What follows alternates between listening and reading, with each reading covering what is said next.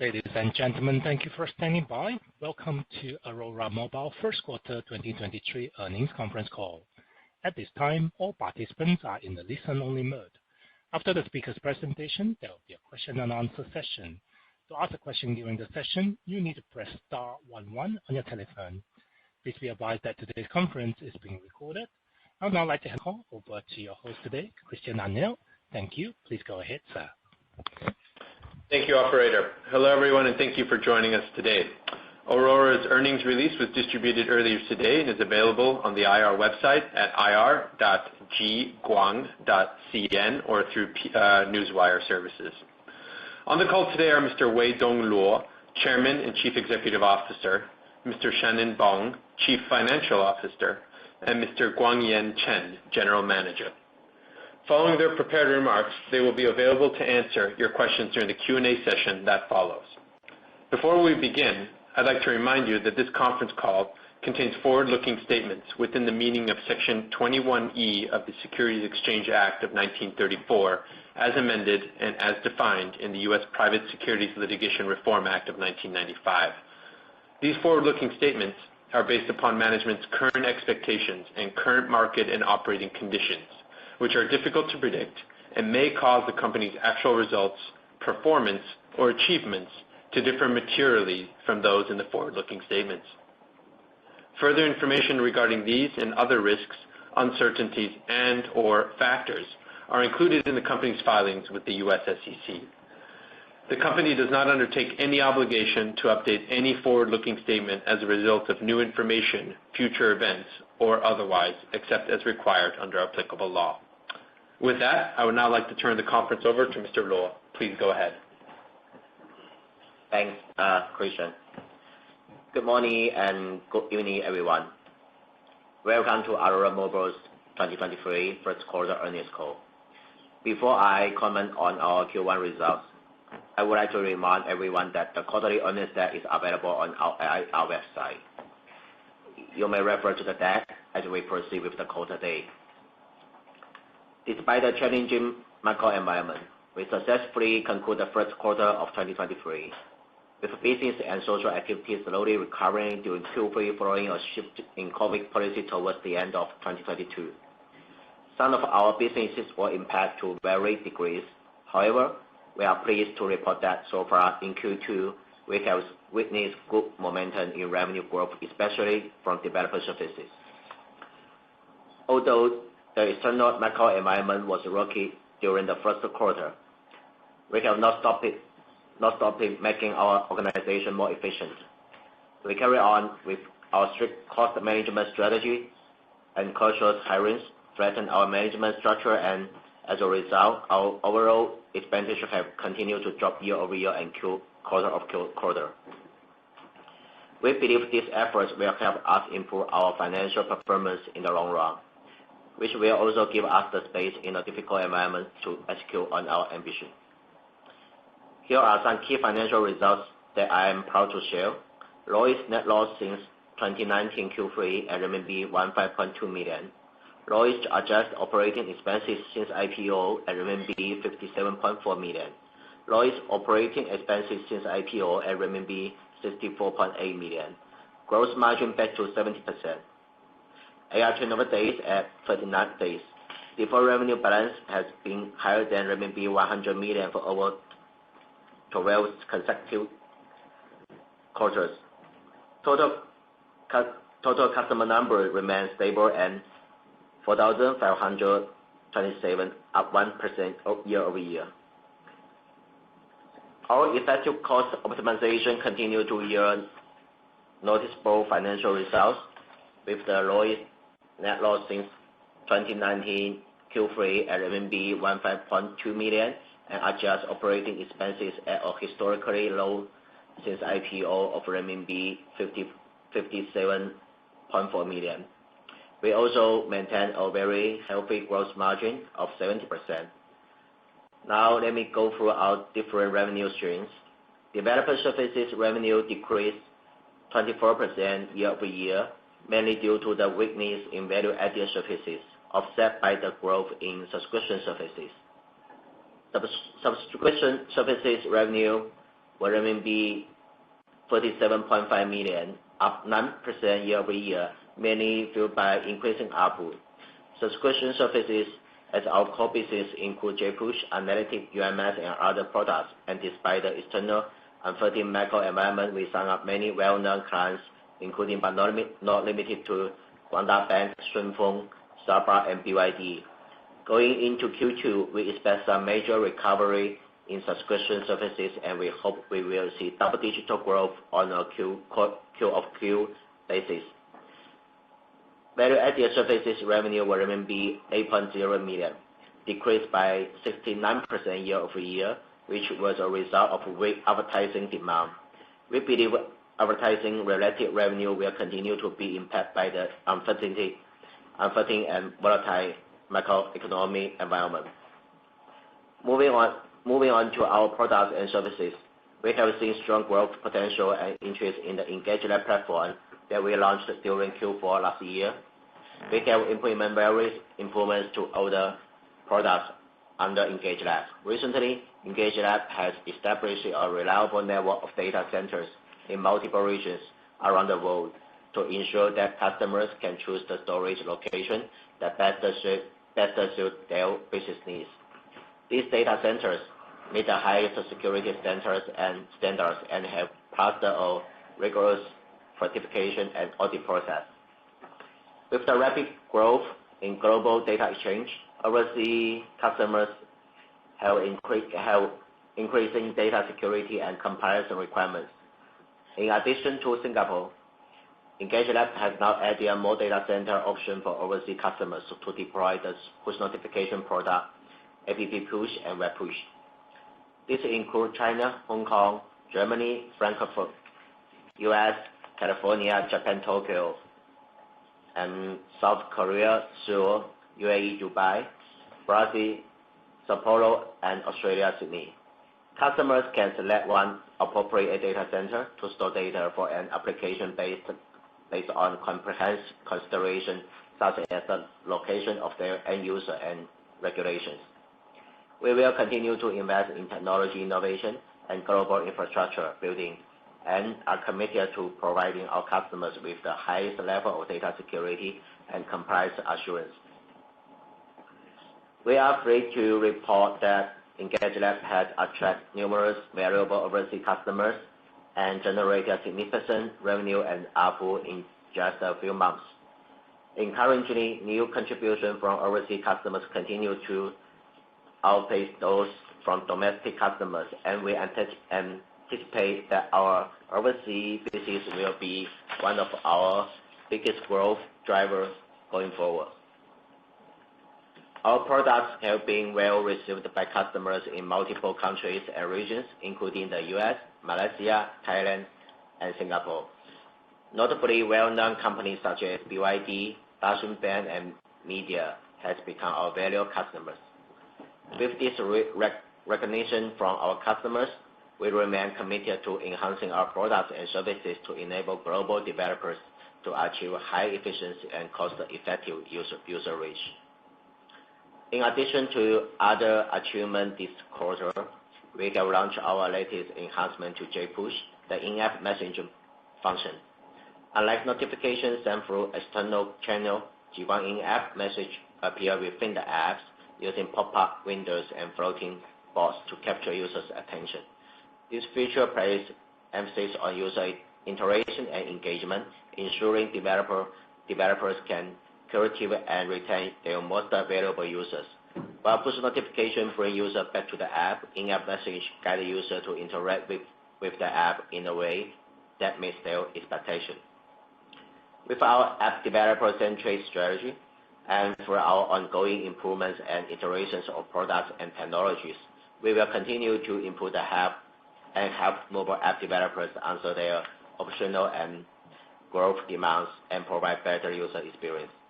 With that, I will now pass the call to Shannon, who will share more information about the vertical applications and other aspects of our performance. Thanks, Chris. As Chris has mentioned before, we are facing external uncertainties during Q1, and our vertical application business was also challenged this quarter. Vertical application mainly consists of financial risk management, and market intelligence. Vertical application revenues decreased by 22% year-over-year. For both financial risk management and market intelligence segment, revenues were negatively impacted and decreased by 20% and 5% respectively year-over-year to RMB 11.8 million and RMB 7.2 million. Our Q1 revenue was impacted since many of our customers were not able to close contract on a timely basis due to the COVID outbreaks. Going into Q2, we have seen recovery in the revenue from both sectors already. Under the challenging environment in Q1 of 2023, we were still able to sign up various KA customers such as Guizhou Yinhang, Huaxia Yinhang, and VIP Shop, just to name a few. I will now go through some of our key expenses and balance sheet items. On to operating expenses. We are on track in our operational goal to becoming more efficient company by centralizing our resources to focus on fewer but more important tasks. During Q1, adjusted operating expenses marked another all-time low since IPO at 57.4 million. Our net loss has also narrowed down to 15.2 million, the lowest since Q3 of 2019. All three components within OPEX category recorded year-over-year and quarter-over-quarter reduction. In particular, R&D expenses decreased by 21% year-over-year to 31.7 million, mainly due to lower headcount that reduced salary costs and associated share-based compensation, and a decrease in cloud costs and depreciation expenses as a result of improvement and optimization of our cloud platform. Selling and marketing expenses decreased by 28% year-over-year to 18.9 million, mainly due to the decrease in headcount by 31. G&A expenses decreased by 49% year-over-year to 14.3 million, mainly due to a 8.4 million decrease in personnel costs, a 2.9 million decrease in professional fee as a result of our strict cost management control strategy, and a 1.8 million decrease in bad debt provision as a result of our company-wide concerted effort on strict financial control measures. And adjusted EBITDA, calculated as EBITDA excluding share-based compensation, reduction in force charges, impairment, improved by 9% year-over-year to negative 7.5 million. Onto the balance sheet. I will again share two very important KPI that we closely monitor. We continue to maintain a healthy AR turnover days level at 39 days. Usually Q1 is a slower quarter due because of the Chinese New Year holidays, but I'm glad to see that our persistent payment collection policy works effectively during the period. Secondly, one of the key financial KPI for tracking the performance of SaaS company is the total deferred revenue, which represents cash collected in advance from customer for future contract performance. Again, ended quarter on a high note at RMB 133.8 million. And this is the 12th quarter our deferred revenue balance has exceeded 100 million RMB. Healthy cash flow aside, the level of deferred revenue also signifies that our business is in great shape. Our customer has continued to buy our product and services quarter over quarter, year after year. And we are very, very pleased with the trending of this deferred revenue balance.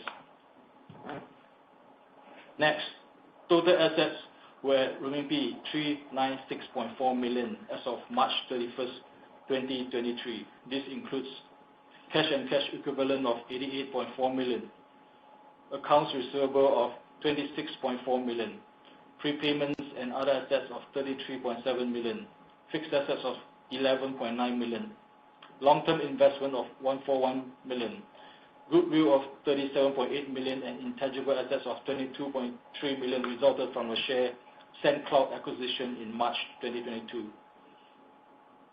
Total current liabilities were at 238 million as of March 31st, 2023. This includes short-term loan of 5 million, accounts payable of 18.4 million, current operating lease liability of 18.2 million, deferred revenue of 131 million, accrued liabilities of 65.2 million. Lastly, before I conclude, I'll give an update on the share repurchase plan. In the quarter ended March 31st, 2023, we repurchased 194,000 ADS. Cumulatively, we have repurchased a total of 1.39 million ADS since the start of our repurchase program. And this concludes management prepared remarks. We're happy to take your calls now. Thank you. As a reminder, to ask a question, you need to press star 11 on your telephone. If you'd like to cancel a request, please press the star 11 again. One moment for the first question.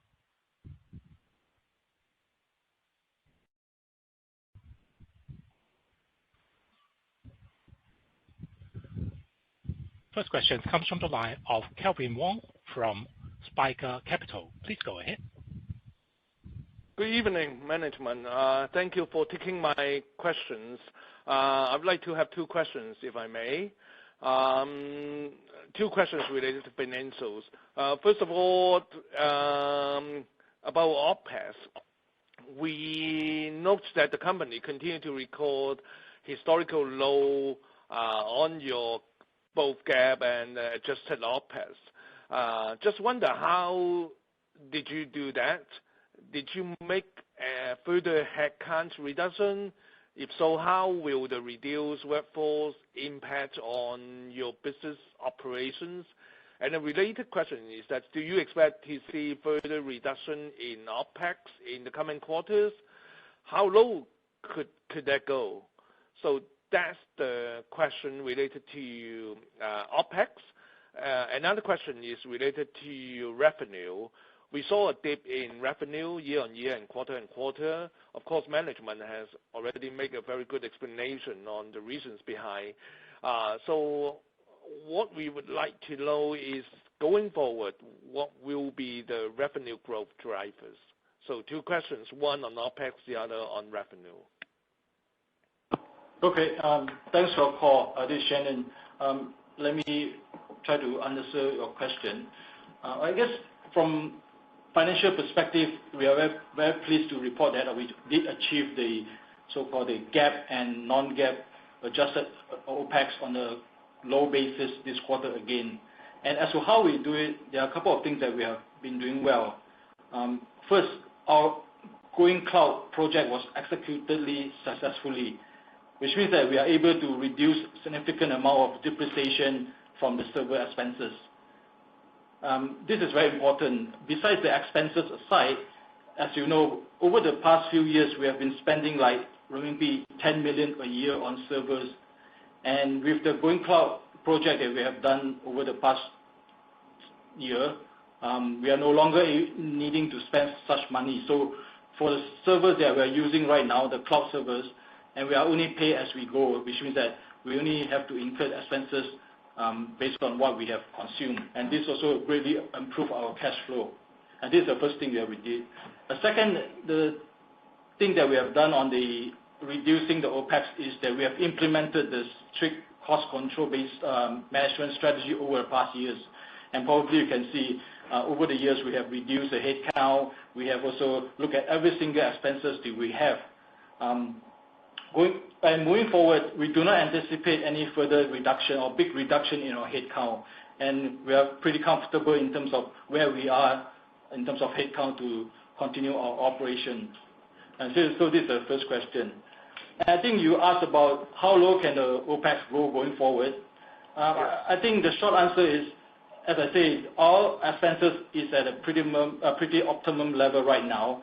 And we do not expect to have significant decrease in OPEX every quarter going forward. So this is a pretty optimal level that we think we can operate within the framework right now. And I think the second big question you asked is the dip in revenue and what are our revenue growth driver going forward.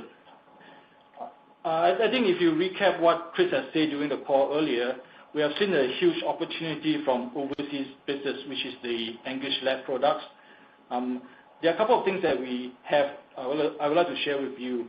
Based on the overall contract pipeline that we have internal research, about 15 to 20% of our total sales leads are now coming from overseas, which means that this coming back will be a big chunk of our revenue contribution, because 15 to 20% of our sales leads are coming from overseas.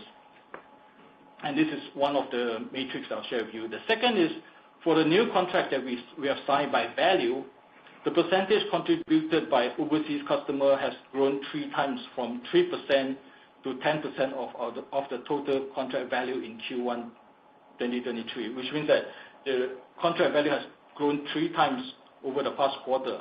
And this percentage we have seen in the Q2 of this year, which means the month of April and May, the contribution percentage is continuing to improve. I guess with this trend, we believe that our overseas revenue will be the primary growth driver going forward. Having said that, we have not taken our eyes off our bread and butter, which is the developer service. They are and will continue to be our major contributor for our stable cash flow and revenue in the future. And hope this answers your question. Yes, very clear. Thank you. Questions. As a reminder, to ask questions, please dial *11.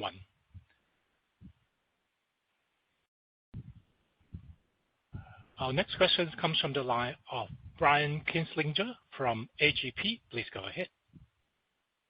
Great, thanks so much.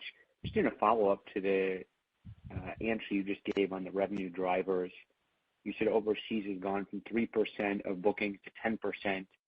What products that you sell or services are most being bought by these overseas customers? Is it EngageLab, or is it some of your other services? Hi, Brian, this is Shannon. Yeah, those are 100% from EngageLab.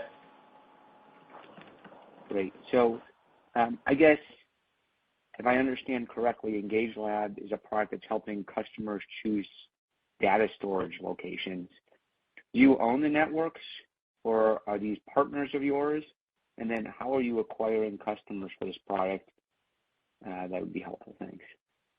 No, Brian, the EngageLab is the push notification that we help the customers outside of China to do the notification, the messaging. So it's nothing to do with the storage, which means that a customer in, say, like Singapore, they have an app.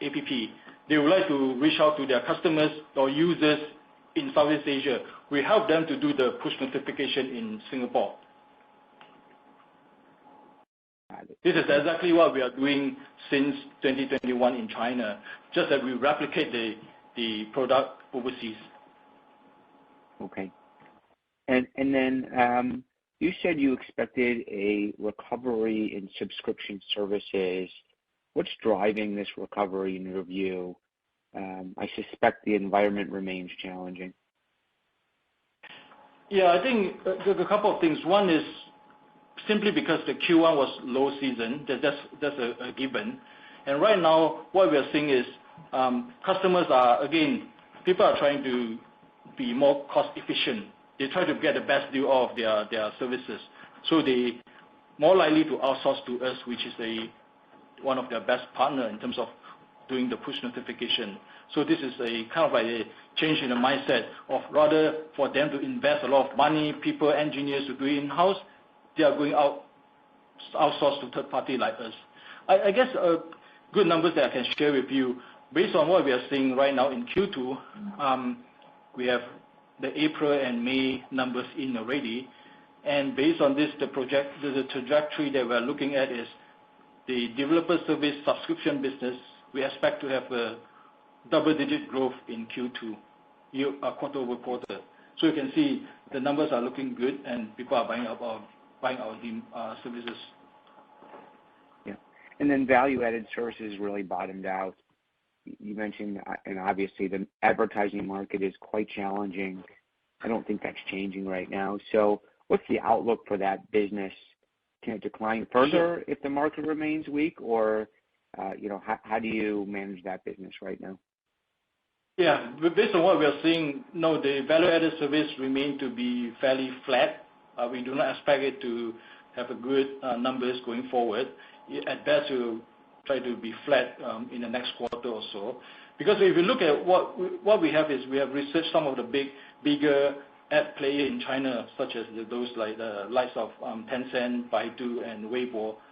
All of them are recording quarter-over-quarter reduction in revenue for ad spending. So we are not any better. So I think the overall environment or overall ad market in China is remain weak or has not recovered to previous good times. Okay. My last question is really a high-level question. You said customers have been challenged to close deals still given COVID. Help paint a picture for what the market is today. I mean, that was the first quarter, obviously. Here we are, 2/3 into the second quarter. Is COVID still a major challenge for you, and what are the main obstacles in China enterprises are facing today?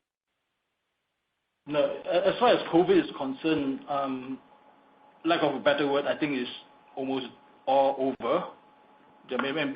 People are not shutting down or work from home because of COVID anymore, and there's no regulation or policy that workers must work from home or cannot come to work. So COVID per se is over. So what we are looking is right now is probably the recovery from the overhang of the COVID. Yeah, COVID is over. That doesn't mean that the business operation business activity is 100% back to where it was. But we do see recovery. As I said, the developer service subscription business, we have seen more double-digit growth quarter-over-quarter. So this is a very encouraging sign. Okay. Thanks so much. Thank you. Thank you for the questions. As a reminder to ask question, please press *11.